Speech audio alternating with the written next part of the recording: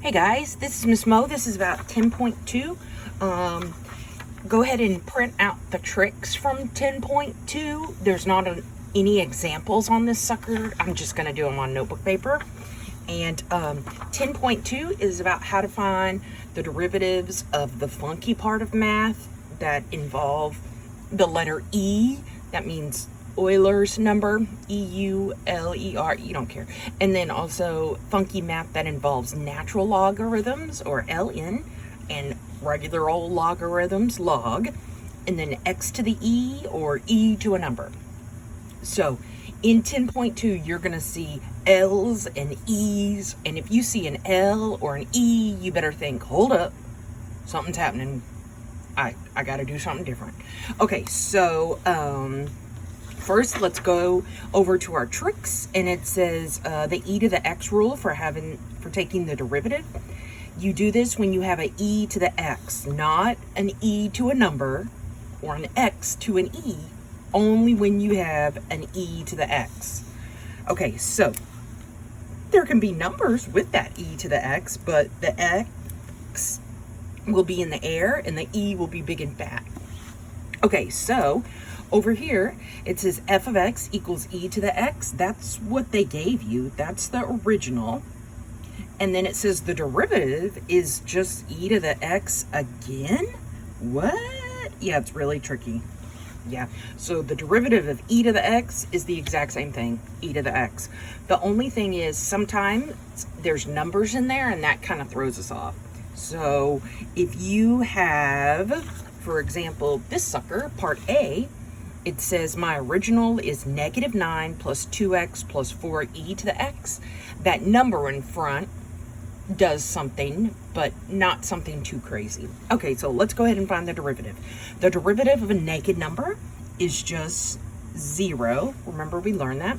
The derivative of a number and an x, just a regular old x, is just that number, so the number 2. If it was 2x squared, I'd do something else. 2x to the 3, I'd do something else. But anytime we just have a number and an x, it spits out that number. Okay, then for the derivative of this sucker, I'm going to bring down that 4, and it's kind of just going to travel with me. If there's a number in the exponent, that's when we have to do a little extra. But if the number's just sitting out in the front, sorry, my camera's moving back and forth. If it's just sitting out in the front, it just carries with you. So this 4 is just going to carry with me. And then this says, okay, well, if I have an e to the x, the derivative of it is still e to the x. So the derivative of e to the x is just still e to the x. Wow. Okay, and that was a plusative 4, so let me put a plusative. And that 2x became a 2, so let me bring down that 2. And then the 9 went away, and to show that it's the derivative, we'll say f prime x, or f with that little tick mark. Huzzah, you took the derivative! Woo! Yeah. Okay, so it's always that easy, unless there's a little number in the air with the letter x, but we'll do that later. Okay, let's look at part B. This one says -11L. Wait, hold up. Something's going to happen with that. Okay, and then plus 13x squared minus 1. That part's cool. Let's go ahead and do that part. We're finding the derivative. The derivative of this -1 goes to a what? Yep, 0. This sucker, the 13x squared, since there's a number on that exponent, we actually have to do that power rule thing where you take the 2 and you bring it down in front and you multiply it, and then you subtract 1 from the exponent. So this becomes 2 times 13 is a 26. X to the subtract 1 from the exponent is just x to the 1. And this is a plusative 26 because that 13 was plusative. Okay, now let's look at this L business. Okay, we're looking for a ln. Exponential. Oh, here it is, ln rule. It says it's used when you see ln. And when I write ln, mine are always capitalized when I write them, because if I don't capitalize that ln, it looks like this. And that kind of looks like the word in with an I. This is L-N, like L and then an N, not I, then an N. So when you're in your homework, do not type the letter I. It's a lowercase L. I just put it capital because otherwise it looks like a lowercase I. Okay, anyway, so anytime we see that L, this says f of x equals ln x, and then the derivative, the ln goes away, and we just have 1 over x. What? So whatever is after that ln, it goes underneath the 1, and the 1 drops off. Okay, and then if you have something with not just an x inside, you have to do a little extra. But for us, we just have an x after that ln, so we're just going to use this rule of the ln x becomes 1 over x. Okay, so this ln x becomes 1 over x. But then it's also multiplied with a good old number, -11. So what I'm going to do with that -11 is I'm just going to bring it down. Just like I did on the last example with that 4 and the funky e to the x. I did my business with the e to the x, and then I just brought that 4 down. Same thing here. I did my business with that ln x, and then I just brought that -11 down, and I'm going to multiply. Okay, so you're probably thinking, how did I do this? What? Well, this is kind of like saying over 1. And then you just multiply left to right with fractions. So this becomes -11 times 1 is -11. All over 1 times x is x. And there's a shortcut to this. Another way to say this is if you have a number on your ln, if you have a number on the front, it gets put on top eventually. So we can skip this middle step if you want, and we can say, okay, well, if f of x is equal to a number and then ln x, then my derivative is just that number from the front over ln x. What? Okay. So that's kind of a little shortcut there, and I think I'm going to use that from now on instead of this hooey with the multiplying left to right and the 1 underneath, because that's kind of confusing. Okay, so we have -11 over x plus 26x to the pretend 1, and that's my derivative of f prime of x. Yay! Okay, let's look at part C. It's a combo. Okay. It says 4e to the e. Hold up. Wait a minute. Anytime we have an e, something funky happens. Okay? Remember, the derivative of an e to the x is just e to the x. And then if there's a number in front of it, it just stays that number in front of it. Okay, so same thing here. E to the x becomes e to the x when I take the derivative. And then that number in front just floats along with us. It's like the third wheel. Okay, then this just says 5x. So there's no e, there's no l. It's just good old normal 5x. And remember, like in part A, anytime we have a number x, when you take the derivative, it just goes to that number. That's a shortcut we learned in 9.5, I think. Okay, so this 5x just becomes a 5. Oh, and it's a plusative, so let me write plusative. Okay, now we have minus, L. Hold up, something's happening. Okay, anytime you have an L in x, it turns into 1 over x. And we don't have a number to the left of it, like we did on part B, you know, with the 11. We don't have that number in front. So it, for real, just becomes 1 over x. All right. And then that's it. That's the derivative. We can't really do anything with that. We don't know how yet. So, yeah, I know. Okay, so the derivative is going to be f prime x equals, and then I think I'm just going to rewrite this whole thing, but leave out the dot. So we're going to have 4e, and then x is in the air as an exponent. Then back on the line again, plus big fat 5 minus big fat 1 over x. Hey, derivative. All right, let's look at part D. It says ln x. Wait, hold up. Wait a minute. Okay, when there's a ln, we got to do something special. Oh, and this time there's a 13 in the air. Uh-oh. Okay, so that's this part where it says f of x equals ln of not just an x inside. We have a 13 in the air. Dope.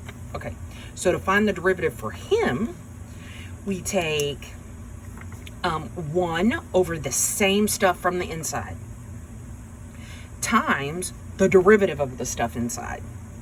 Yeah, and I think your homework will use symbols, but I'm desperate, and this is funky, so this is why I'm using these words instead of symbols. Okay, so the derivative is 1 over the same stuff from the inside.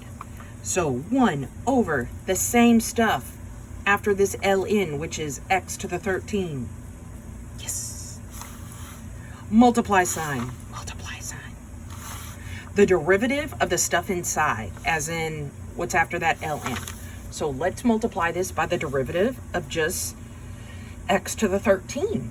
Well, the derivative of x to the 13 is you bring the 13 down in front, you subtract 1 from the exponent, and we're ignoring the ln right now. Okay, so the ln became 1 over x to the 13. But now we have to actually take the derivative of this sucker. So I bring down the exponent, 13, x to the subtract 1, 12. Okay. And then we're going to do that multiply left to right business for fractions that says this right-hand sucker is under a 1, and then we can multiply left to right. And we get 13x to the 12 over x to the 13. Okay, then we can do that old math that we were doing in the last section where if there's an x on top and bottom, you can scratch something out. You can cancel it somehow. Well, if there's 12 x's on top and there's 13 on bottom, that means all of that x to the 12 can disappear and 1 extra x stays on the bottom.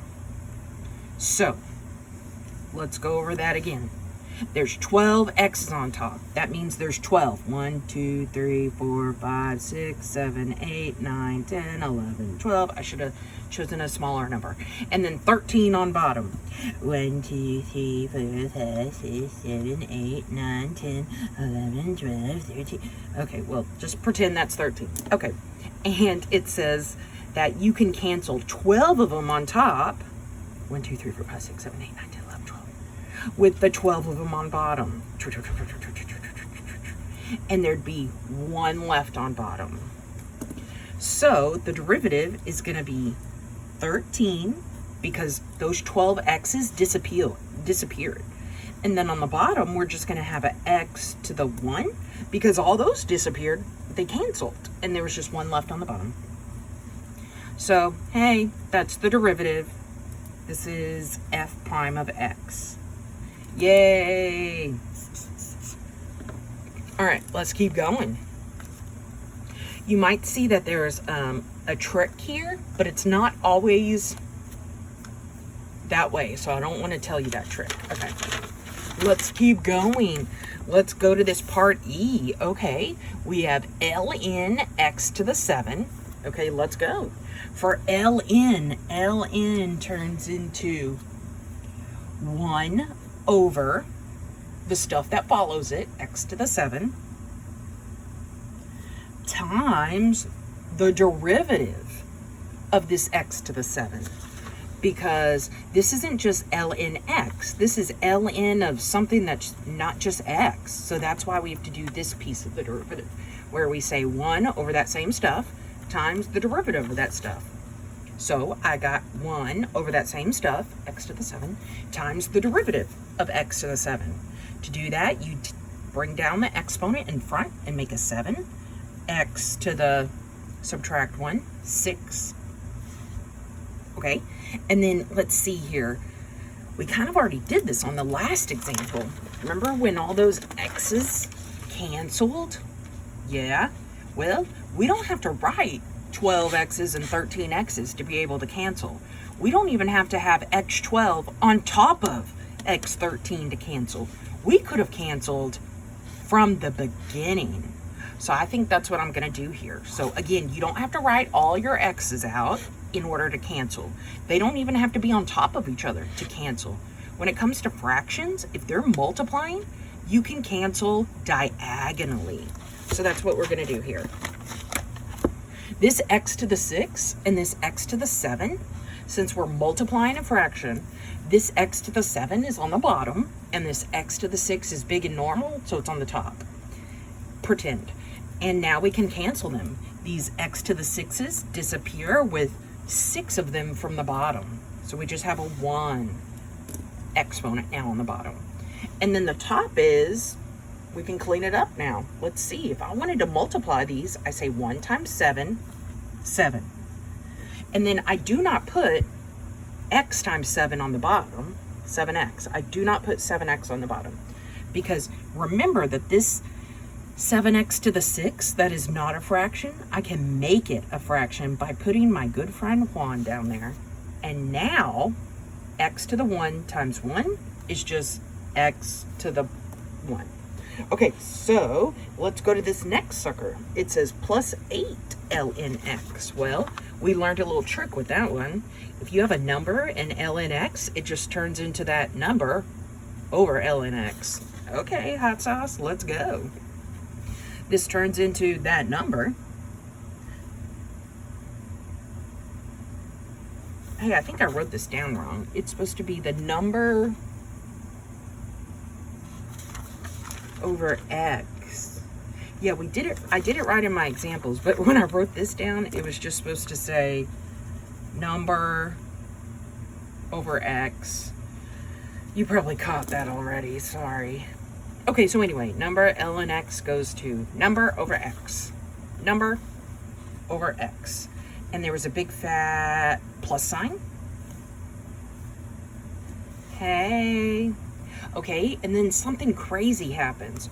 When you have fractions that are adding and their bottoms are the same, you just add the tops. And you keep the bottoms the same. As in, we don't actually add these x's on the bottom. They just become an x on the bottom. And then 7 plus 8 is 15. So this is just like saying if we would have 7 over 2 plus 8 over 2, you keep the 2 on the bottom, but then you add the tops to make 15. Same thing here. My bottoms of the denominators are the same, so I just keep it. And then you add the tops. And hey-o, that's the derivative. Okay, good. Let's go to this next sucker. Uh-oh. 2x to the e with an e in the air? Hold up. Hold up. Okay, let's see. Okay. Let's see. This is this sucker. It says if you have f of x equals x to the e, that's what we have, then you use the power rule, not this sucker. Okay, so this sucker is just for if the e is big and the x is tiny in the air. We have something backwards, so we have to use the power rule because the base is an x. The big thing is an x, so you have to use the power rule. Just like we did on this x to the 7, we had to use the power rule. Same thing here. So let's use the power rule. Okay, first I'm just gonna bring down this 2 in front because it's multiplying. Then the power rule says you bring down the e and you multiply it in front. Okay, e. Okay. And then you write the letter x. Okay, x. And these are just all multiply dots.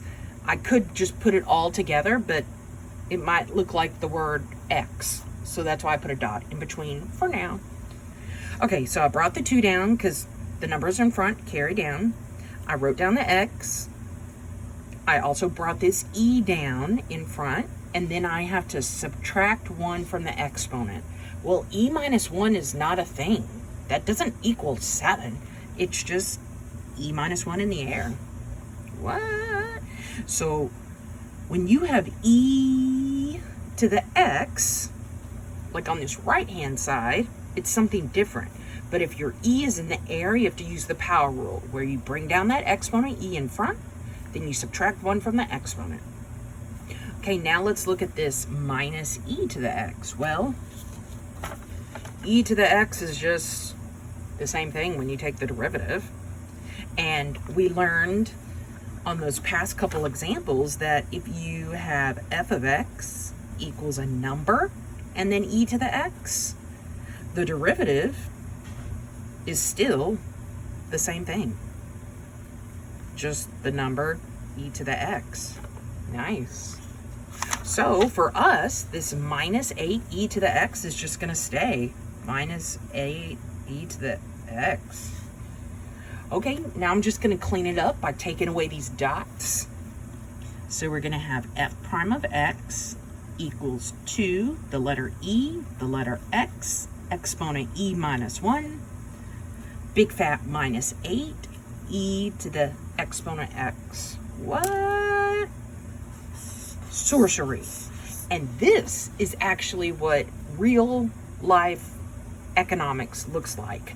Not pretty x's and pretty whole numbers. It's dirty. It has e's and exponents and crazy stuff. Real life. Okay, let's look at this sucker. Part G. It says 7 ln of 13 over x. Okay, well, earlier we learned that if you have a number in front of the ln, it just gets brought down and eventually on the top. Okay, then we also learned if you have ln of something that's not just an x, like us, then you have to do 1 over that stuff times the derivative of that stuff. Well, let's look at this stuff. We don't know how to take a derivative of something with a fraction bar. So what we're going to do is we're going to use that old math that says this x on the bottom has an x to the 1. And we're going to pull it up top and make x to the negative 1 so that the fraction disappears. So I'm not doing any derivative work right now. I'm just rewriting it with old school math that we learned in 9.5. So since I'm not doing the derivative, we still just have f of x equals, we still have 7 and an ln, but then now, instead of that ridiculous fraction inside, we just have x to the negative 1. Oh, and a 13. Yeah. Okay, so I haven't done any derivative work. All I did was take this x in the bottom and bring it up on that 13 with a negative exponent. And all that's in the parentheses. Okay, now that it looks like something we know how to take the derivative of, at least if I cover up that ln, we can do it. So, to take the derivative, this 7 comes down in front and just stays with you. ln means 1 over that stuff inside. So 13x to the negative 1. And you're probably thinking, wait up, I didn't think negative exponents were in the bottom. They can be. It's okay. Okay, and then times, now we have to take the derivative of this 13x to the negative 1. And we're going to do that using the power rule. So the power rule says, take this negative 1, bring it down in front and multiply. Okay, so we're going to have 13 and a negative 1. But that looks like 13 minus 1. Remember, this 13 and this negative 1, when I bring it down, are multiplying. Then the letter x, then subtract 1 from the exponent. That's not 0. That's an even bigger negative, as in negative 2. Okay, now we're just going to kind of clean this up, okay? Let's remember that these suckers that don't have a fraction in them actually do. They're over my good friend Juan. And now that I have my good friend Juan, it might be easier to multiply. So let's look at what we multiply on the bottom. 1 and this 13 business and another 1. Well, if you multiply all that together, you still just get that 13 business, 13x to the negative 1. Now let's look at the top and multiply it. So the 7, the 1, the 13, and the -1, and the x to the -2. Okay, so we're just going to multiply the big fat numbers first. Okay, so let's multiply 7 times 1, that's 7, times 13, times this -1. So do not multiply that -2 in the air. It's not one of those big numbers. So again, 7 times 1 times 13 times -1. Don't forget that negative button. Oh, -91. So that goes on the top. And then what else were we multiplying? I took care of the 7, the 1, the 13, the 1. Oh, let me write this sucker down. X to the -2. Okay, now we're going to try and reduce. So first, let's start with the big numbers. For these big numbers, -91 and 13, we're going to divide, and then we're going to press math, enter, enter. And I bet we're going to get some kind of 7. Let's see. -91 divided by 13, -7. Okay. That's great. Now let's look at these exponents. Okay, these exponents on these x's are not so pretty as what we had on part D, because they were positive on part D. On part D, there were 12 x's on top, so we crossed out 12 of those with 12 on the bottom. But here, our exponents are negative, so it's a little tricky. So instead of thinking of crossing them out, let's think of those old math from 9.5 that says over here on this right, instead of crossing out x's like we just did, we could subtract their exponents, as in the top exponent, on this example 3, minus the bottom exponent. And you keep the letter x as your base. So that's what we're going to do here. We're going to use that old math. We're going to say x to the top exponent, -2, minus my bottom exponent of -1. What? Let's go over that again. So it's top exponent minus bottom. So my top exponent is -2. Then I put a minus sign. Then I have to put the bottom exponent, which is a -1. But then, wait a minute, what's 2 double negatives right beside each other? Well, that makes a plusative. Okay, so we're almost done. We just have to plus those and see what happens. So we get -7 x to the -2 plus 1. That should be -1. Hey, and that's finally our derivative. Oh my gosh. And I'm okay with this answer, but you might want to check your homework. Press view an example a ton of times until you can see what their answers look like. If their answers have a negative exponent in the air, you can type this in. If they don't, then you might have to write -7 stays there, and then throw that negative exponent back on bottom, but keep the exponent positive. So either one of these is good, but your homework might make you write this -7 over x to a +1. And that's the same thing as just -7 over x. So either way, I'm cool with, and it's legal, but your homework might want you to put it under that -7.